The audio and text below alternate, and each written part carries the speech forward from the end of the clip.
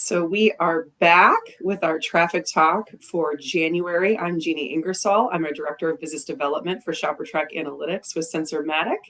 And I am joined yet again by my buddy, my partner in crime, Grant Gustafson, our head of retail consulting for North America with Shopper Track Analytics. Grant, it is so great to be back with you. Happy New Year. It is good to be back, the start and kick off a great new year.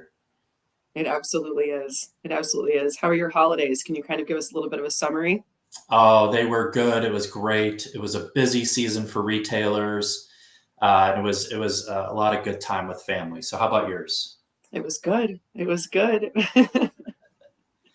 So, to kind of put a bow or tie a bow around the end of the holiday season here, what turned out to be another really successful season for many retailers.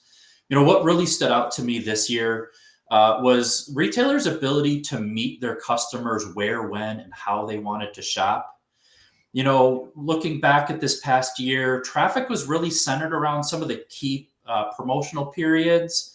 What we saw was extended Black Friday promotions really led to a little bit softer Black Friday than what we saw last year. But overall, the week was positive, kind of ended or anchored by a really positive weekend.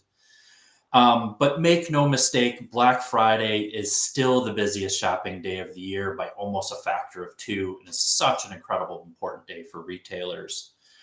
What we also saw was that towards the end of the holiday season, things like shipping deadlines and increased usage of in-store fulfillment options like buy online, pick up in store really drove a lot of strong holiday shopping traffic towards the last 2 weeks of December, which both were positive in the double digits for traffic.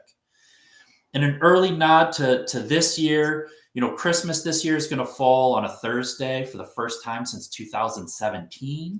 So it's a great place to start looking back at for some of those traffic trends back then. But more importantly, Jeanne, talking about 2025 and the future, I know you just came back from NRF. What were some of your highlights or takeaways from the show? I did. Gosh, it was a busy show. First and foremost, I feel like usually if you've been at the show, you know that Sundays is usually a pretty quiet day, but Sundays was actually incredibly busy. So it was very exciting to be back. And yeah, the two biggest takeaways that I really gathered, especially from conversations with our retailers and just what I kind of noticed and picked up from the show, is that first, AI is a transformational tool, but really it has to be used with practical applications. That's where you're going to garner the most amount of value from it. AI is no longer a buzzword. It really is the driving force behind innovations in retail.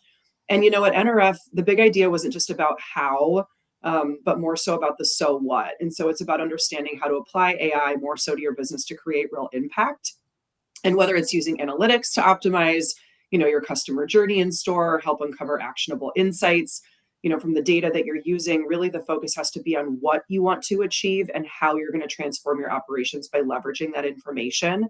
And then the second big takeaway that I had is really that balancing technology with human connection is critical, right? Like retail is rooted in human connection. Technology, including AI, should absolutely enhance, not necessarily replace that experience.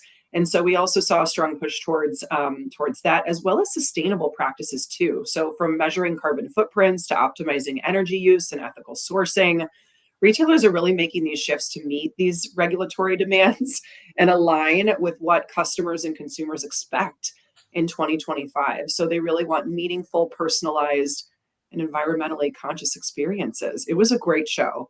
Yeah. And Jeannie, what I really like is kind of your approach to technology. From a retailer's perspective, retail is all about people, whether it's enhancing the overall customer experience for the shoppers that are coming in your front door or enabling your teams to better take care of those shoppers with technology.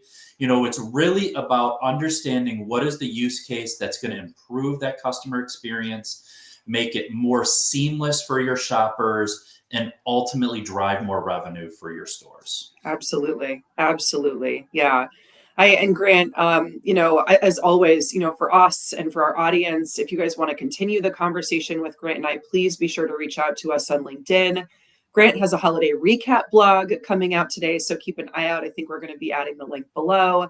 And last but not least, in the spirit of Valentine's Day, just around the corner, why stay in a relationship that's not working? If your retailer with a current traffic program that isn't with us, don't settle for a provider who's just not that into you. Now is your chance to find a provider who will love you back. So join us on February 5th for our webinar. It's not you, it's your traffic provider. You can register at the link below. I love it, Jeannie. Thanks, Grant. Until next time.